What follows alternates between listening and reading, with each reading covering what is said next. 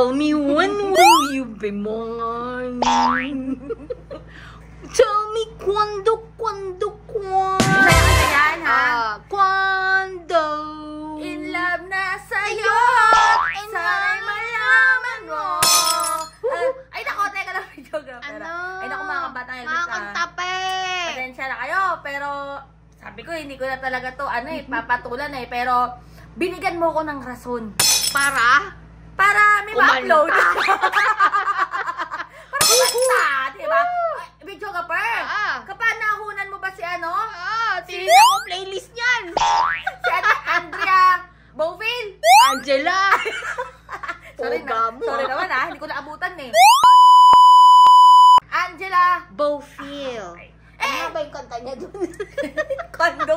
Hindi, iba yun. Si Engelbert Humperdinck. Ay, naabutan ko yun. Naabutan mo yun? Talaga? Kasi favorite yun ni Gladys.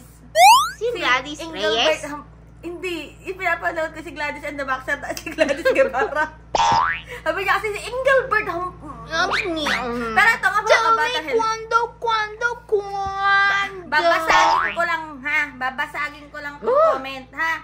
Kasi sabi ko nga 2025 na at hindi na talaga ako mananahimik sa mga nababasa at nakikita ko. Dahil sabi nga ni VP Lenny Bijogaper, yung mali niya before is hindi niya tinama. Yung mga kung ano-anong binabato sa kanya. Nanahimik siya. Oo, kasi nagtrabaho Kasi si nga VP Lenny. naman, nakakaubos naman din kasi siya ng oras. Yes. Pero dahil may time tayo ngayon. Kasi, yun nga sabi ni VP Lenny. Kaya, talagang ngayon, di ba si VP Lenny, lalo na yung sa Bijogaper, yung sa census ng mga na-donate na angat buhay ng bagyo. Umalma siya. Ay, teka lang. Mali yan. Diba? Eto muna. Sabi nga po ni Jasmine Love, ayan yung comment niya, mga kabatang helmet. Anuhin natin, ha? Himayin natin.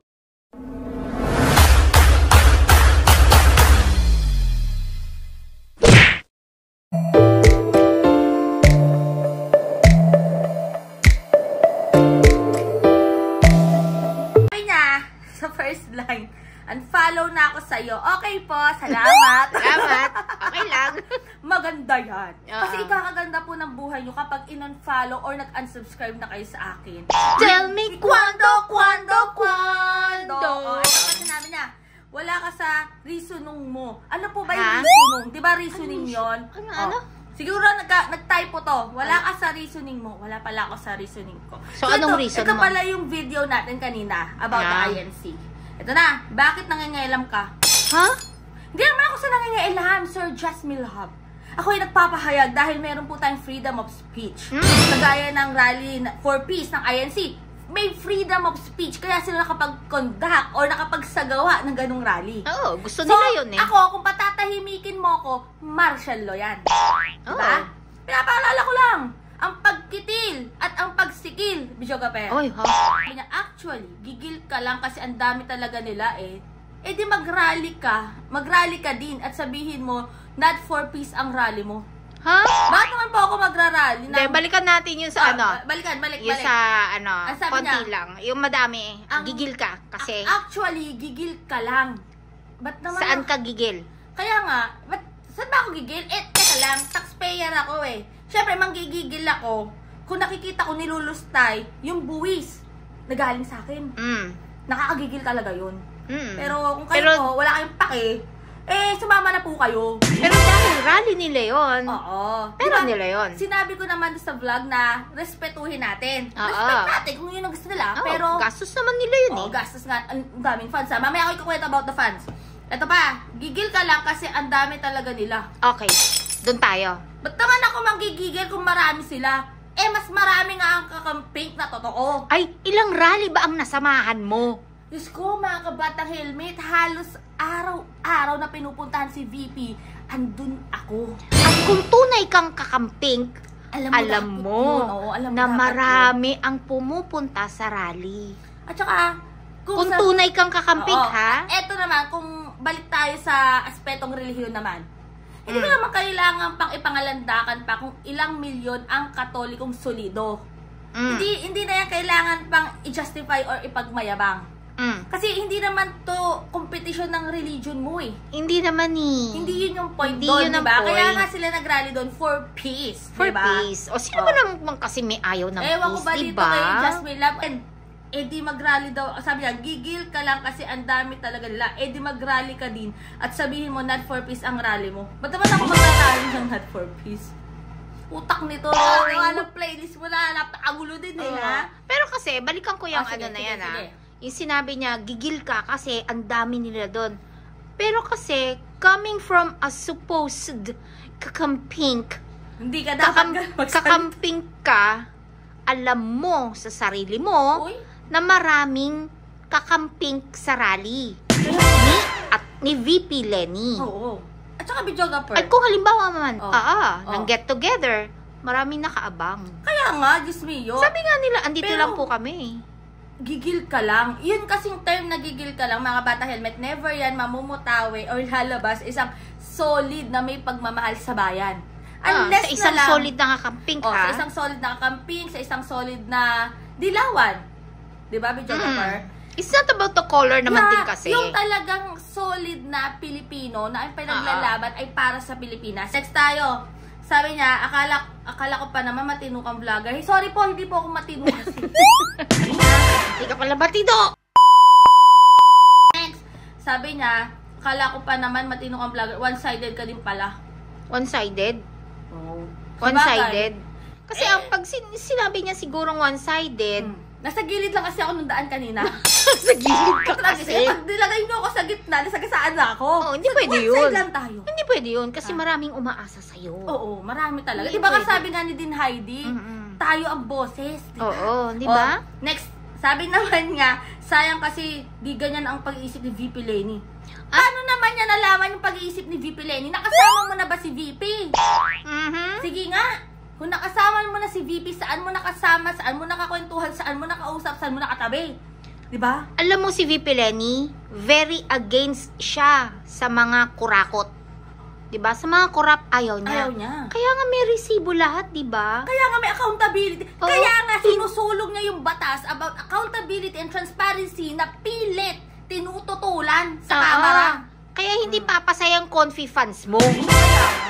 Diba? At saka, teka lang, videographer, never napasa yung gustong batas ni VP Lenny nun sa kamera, the accountability and transparency, kasi tinutulan na agad. Kasi doon pa lang, talagang lalabas. Damay lahat. Damay lahat, linis lahat. Diba? Mabibisto yung mga ano nila lifestyle nila Yes. Next, ito, sabi pa niya, sa ugali mo, dapat pala support ka kay Sarah.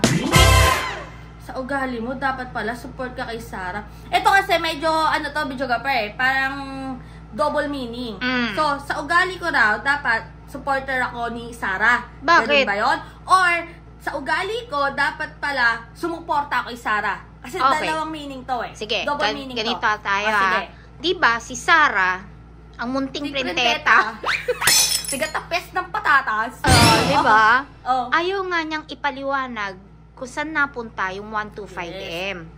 Ang parati niyang sinasabi, ang depensa niya parati, political agenda, political harassment. Basta ganun. Basta may ganun. Basta hindi niya never talagang nagkaroon ng kaliwanagan sa napunta si Confi Funds plus yung mga sa DepEd. Oo. Diba? Maraming talaga. kaperahan, milyon-milyon siya. Si Mary Grace Piato, sino ba yung mga yan? Ayaw nilang sabihin. Diba? Ayaw nilang sabihin. Naintindihan mo yon?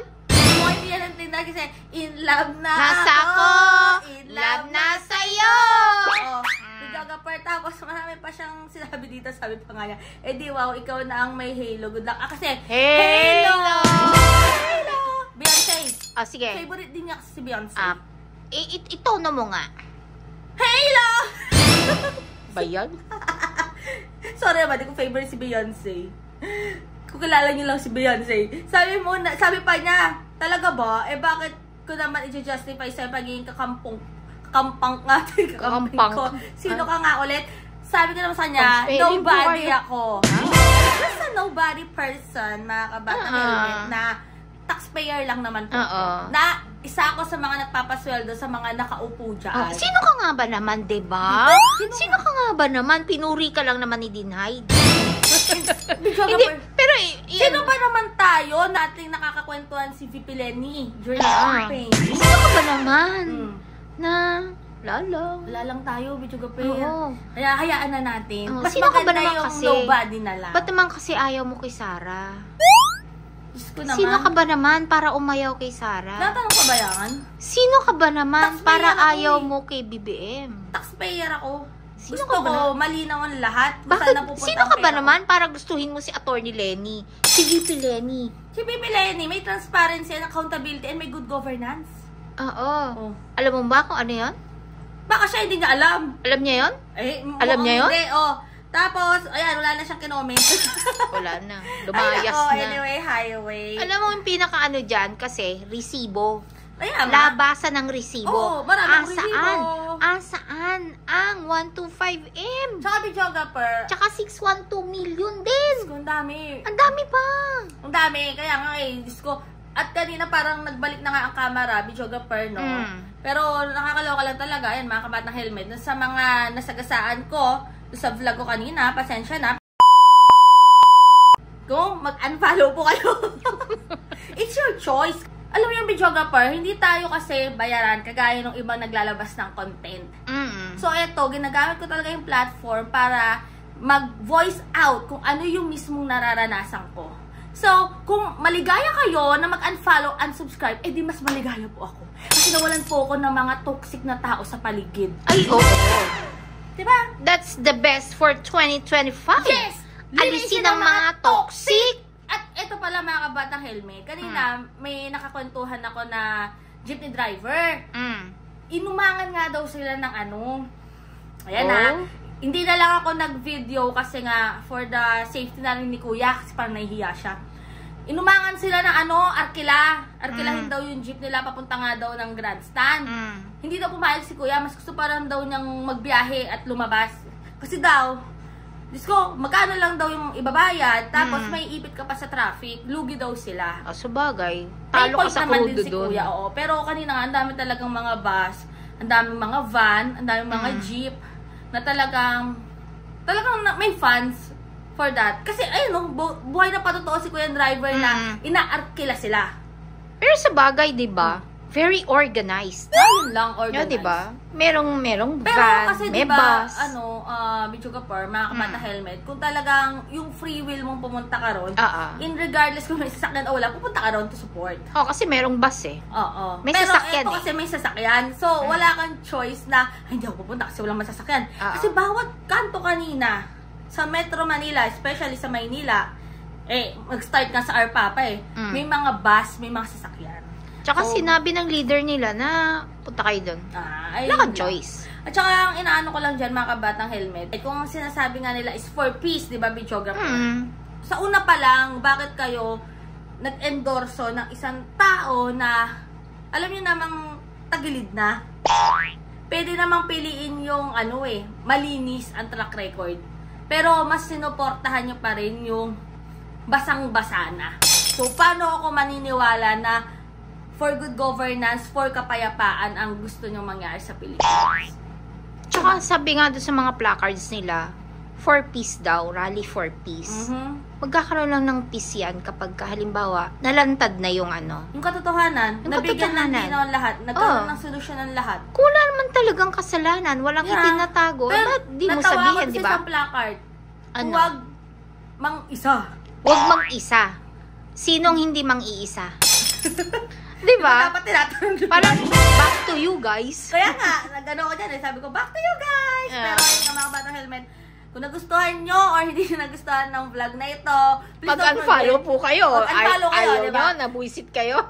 Pwede po kayo mag-unfollow o mag-unsubscribe. Kasi para sa ikabubuti rin po ng mental health nyo. Sa lahat ng mga may gusto ng vlog na ito, kalimutan mag-subscribe at i-click ang notification bell para lagi updated sa lahat na may na-upload namin ng Bichogapir.